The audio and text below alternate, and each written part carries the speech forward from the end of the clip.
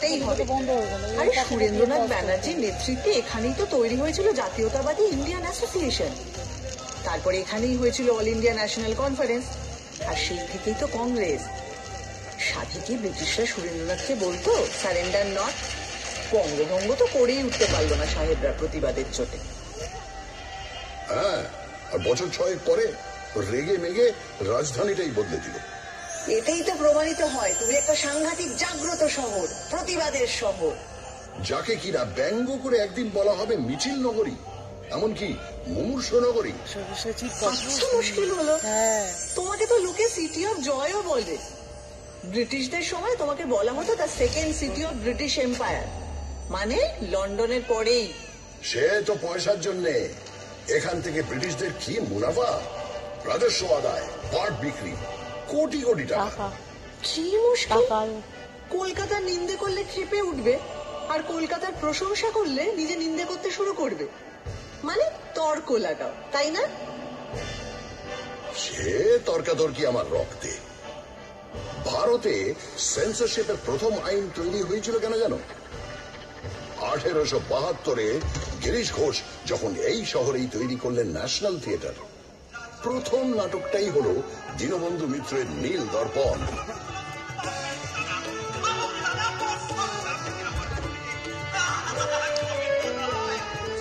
বছর 3 বাদে যখন এই দল সারা ভারত ট্যুর করছে, লখনৌতে নাটকটা হচ্ছে। যে সিনটায় ভারতীয় রায়ত এসে অত্যাচারী নীলকর সাহেবকে মারছে, তা দেখে দর্শকের মধ্যে থাকা ব্রিটিশ সৈন্যরা স্টেজে উঠে সব লন্ডভন্ড করে দিল। তারপরের বছর প্রিন্স অফ ওয়েলস কলকাতায় এসেছিলেন, তাকে অভ্যর্থনা করা নিয়ে ব্যঙ্গ নাটক। আবার অত্যাচারী পুলিশ কমিশনারকে নিয়ে স্যাটায়ার। ব্যাস, ড্রামাটিক পারফরম্যান্স অ্যাক্ট, সেন্সরের খাড়া। শোনো শোনো, যার সেন্স বেশি তার পেছনে সেন্সর লাগবেই। এটা ভালো বলেছ। 1870-এ যখন জেমস হিকি এখান থেকে প্রকাশ করলেন ভারতের প্রথম খবরের কাগজ দ্য বেঙ্গল গেজেট, সেখানে তিনি লর্ড হেস্টিংসের স্ত্রী লেডি হেস্টিংসের কাজকর্ম নিয়ে অব্দি সাংঘাতিক নিন্দেমন্দ করে লেখা লিখতেন। আর এখনো লিটল ম্যাগাজিনেরা সমস্ত এস্টাবলিশমেন্টকে নিয়ে সেইভাবেই সমালোচনা করে। সারাদিন প্রতিবাদ, রাগ, অথরিটিকে ব্যঙ্গ, এগুলো পেটে গজগজ করে বলে কলকাতার লোকের লিভার খারাপ। মোটেই নয়, সব লিভার খারাপ নয়। এই হাওড়া ব্রিজ, সেটা তো ক্যান্টিলিভার, 1943 থেকে দাঁড়িয়ে আছে।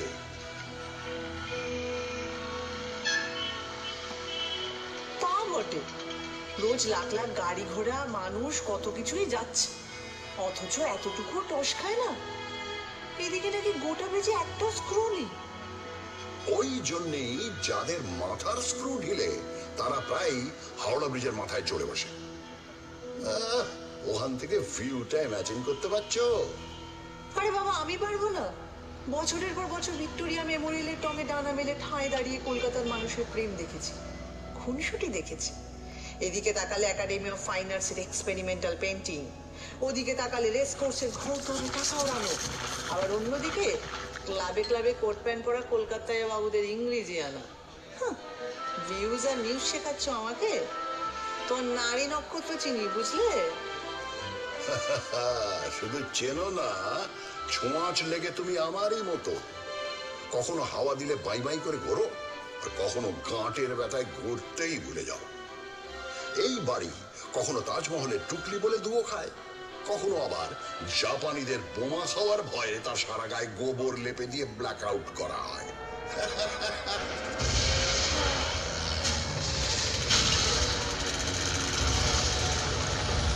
কত হাসির তো কিছু নেই, তোমার মুখে তো কঙ্কালির পোঁছ নেই বাবু। ওই দ্বিতীয় বিশ্বযুদ্ধের সময় যখন তোমার রাস্তায় শুয়ে খিদের জ্বালায় শয়ে শয়ে লোক মরেছে, আর অন্য লোকেরা তাদের ডিঙিয়ে নির্দ্বিধায় অফিস করেছে, আড্ডা মারতে গেছে, ফ্যান দাও ফ্যান দাও চিৎকার চাপা দিতে দরজা জানলা বন্ধ করে গ্রামাফোনের গান শুনেছে, তখন কোথায় ছিল তোমার প্রতিবাদী ফটর ফটর? দেখো, যা করার অনেকটাই করা হয়নি, কিন্তু পাড়ায় পাড়ায় লঙ্গরখানা খোলা হয়েছিল, সে তো ঠিক। আর দুর্ভিক্ষটা সরকার, রাজনীতিবিদ আমলাদেরও তৈরি। স্বয়ং উইনস্টন চার্চিল সে দায় এড়াতে পারেন না অতগুলো লোকের মৃত্যুর, যাদের সম্পর্কে তিনি বলেছিলেন, এমনি না খেতে পাওয়া বাঙালিরা আরেকটু না খেতে পেলে বিরাট ক্ষতি নেই। সেটাও মনে রেখো। এও মনে রেখো, বিজন ভট্টাচার্যের অসামান্য নবান্ন নাটক অভিনীত হয়েছিল এই দুর্ভিক্ষ নিয়েই, এই শহরে। তা অবশ্য ঠিক। 1942-এ তৈরি হওয়া আইপিটি, ইন্ডিয়ান পিপলস থিয়েটার অ্যাসোসিয়েশন, ছিল বামপন্থী শিল্পীদের সংগঠন, যা থেকে কলকাতায় কত মণিমুক্ত জন্ম হয়েছে তার ইয়ত্তানে।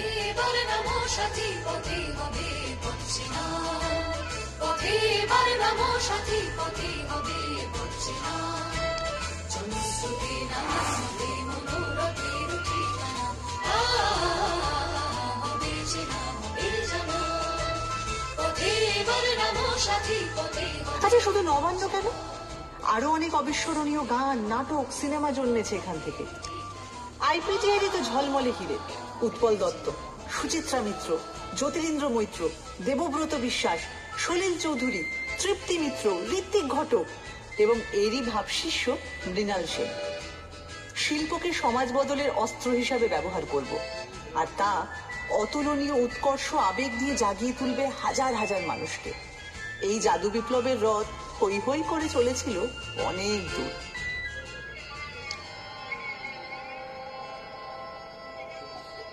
43-এর দুর্ভিক্ষের প্রায় 170 বছর আগে, তখনও তুমি জন্মাওনি।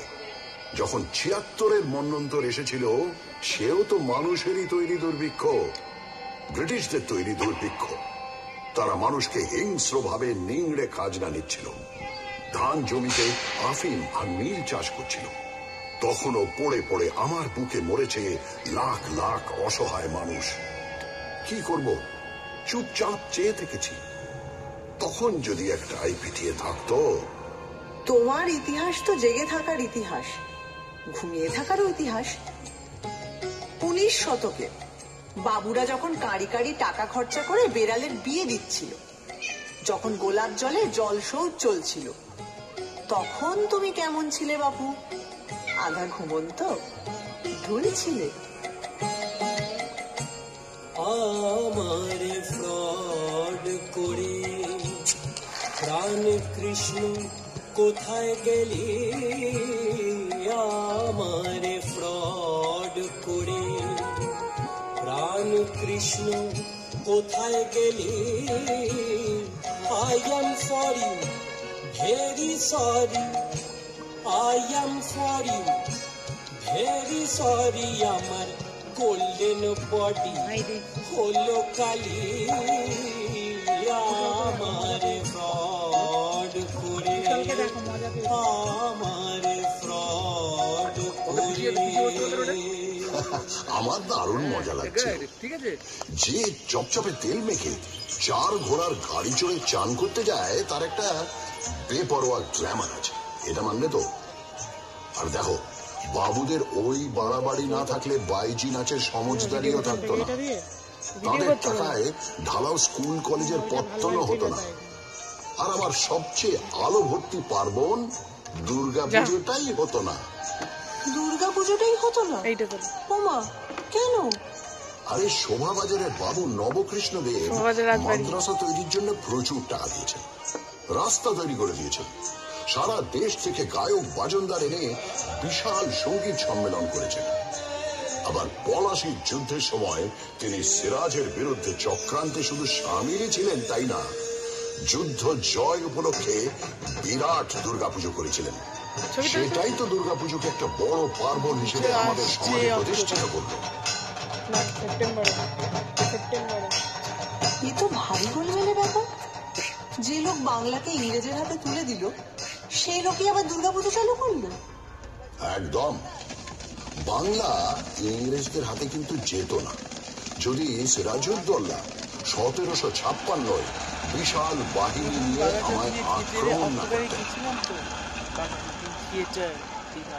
উনি ইস্ট ইন্ডিয়া কোম্পানির সেনাদের গুড়িয়ে না দিলে ইংরেজরা চট করে একজন নবাবের বিরুদ্ধে ওভাবে যুদ্ধে নামতো না।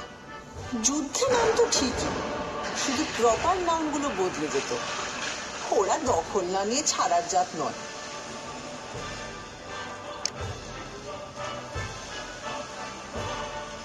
যে ইস্ট ইন্ডিয়া কোম্পানির এজেন্ট জব চার্নক প্রচন্ড বৃষ্টি বাদলার মধ্যে নৌকো ভেড়ালেন 1690-এর 24শে আগস্ট। ব্যাস, চাকা গড়াতে শুরু করলো। তোমার ইতিহাসেরও শুরু। এটা ছবি তুললাম। ভুল ভুল ভুল, তোমার কথাটা সম্পূর্ণ ভুল। চাণক আসার অনেক আগেই কবি কঙ্কন মুকুন্দরাম আমার কথা লিখে গেছেন। তারও আগে 1495-এর বিপ্রদাস পিপিলাইয়ের মনসামঙ্গল কাব্যেও আমি আছি। সাবর্ণ রায়চৌধুরীদের পরিবার ব্রিটিশরা আসার অনেক আগে থেকেই কলকাতার জমিদার ছিলেন, তাই ইতিহাসটা ওখান থেকে শুরু নয়। আর 2 নম্বর ভুল হচ্ছে, চার্নক এসে যে চাকাটা খারাপ রাস্তায় গড়ালো তাও কিন্তু নিশ্চিত নয়। রামমোহন রায় সতীদাহ বন্ধ করলেন ঠিকই, কিন্তু অত বড় কাজটা কি করতে পারতেন যদি লর্ড বেন্টিঙ্ক না সাহায্য করতেন? মাইকেল মধুসূদন দত্ত কি বাংলা কাব্যের বাঁক বদল ঘটাতে পারতেন যদি মিল্টনের প্রভাব না পড়তো? আর বঙ্কিমচন্দ্র, উনি কি বাংলায় প্রথম উপন্যাস লিখতে পারতেন যদি ওয়াল্টার স্কট না পড়া থাকত? সবশেষে বলি, ঈশ্বরচন্দ্র বিদ্যাসাগর কি বিধবা বিবাহ চালু করতে পারতেন যদি ব্রিটিশরা পাশে না দাঁড়াতো? কি হাবে যাবি বকছো? মনে রেখো, শহীদ ক্ষুদিরাম বসুর মরদেহ তোমার রাস্তা দিয়ে নিয়ে যাওয়ার সময় হাজার হাজার লোক ফুল ছুঁড়েছে।